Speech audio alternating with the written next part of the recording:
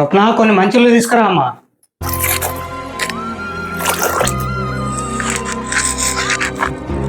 ఇవ్వండి మామ నీళ్ళు.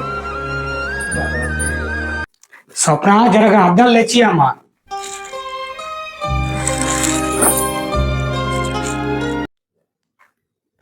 అమ్మ స్వప్న కొంచెం ఈ ఫోన్ ఛార్జింగ్ పెట్టమ్మా.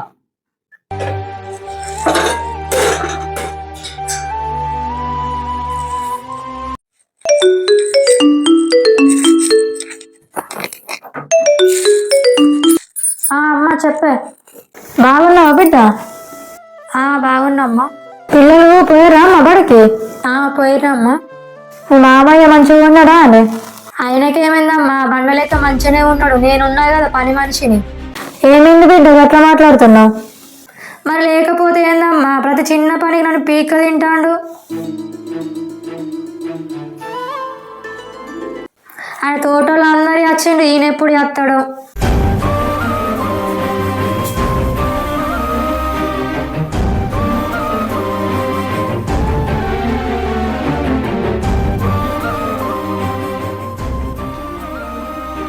నోర్మి ఏం మాట్లాడుతున్నావే? ఒక మామదాన మాట ఇదేనా?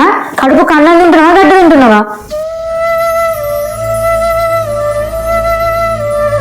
నీకు పెళ్ళి 5 ఏళ్ళు దాకా పిల్లలు కాకుంటే నీ భర్త ఇంకో పెళ్లి చేసుకుంటా అంటే నీ మామగారు అడ్డుపడి నువ్వే ఇంటికి కోడలుగా ఉండాలనుకో ఆయన చేసిన తప్ప అని.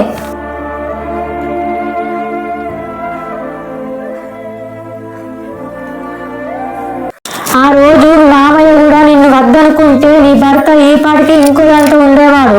ఇలాంటి మామయ్య నన్ను చనిపోవాలని కోరుకుంటున్నావు. వచ్చి నువ్వు నా కూతురు అని చెప్పుకున్నట్టు సిగ్గేస్తుందే. ఏ పెద్దవారినైతే నువ్వు చూసి అసహించుకుంటున్నావో వాళ్ళు లేని రోజున వాళ్ళని తలుచుకొని ఏడ్చే రోజు ఖచ్చితంగా వస్తుంది. మీకు ఇప్పుడు అర్థం కాదు. ఈ వీడియోపై మీ అభిప్రాయం కూడా కామెంట్ చేయండి.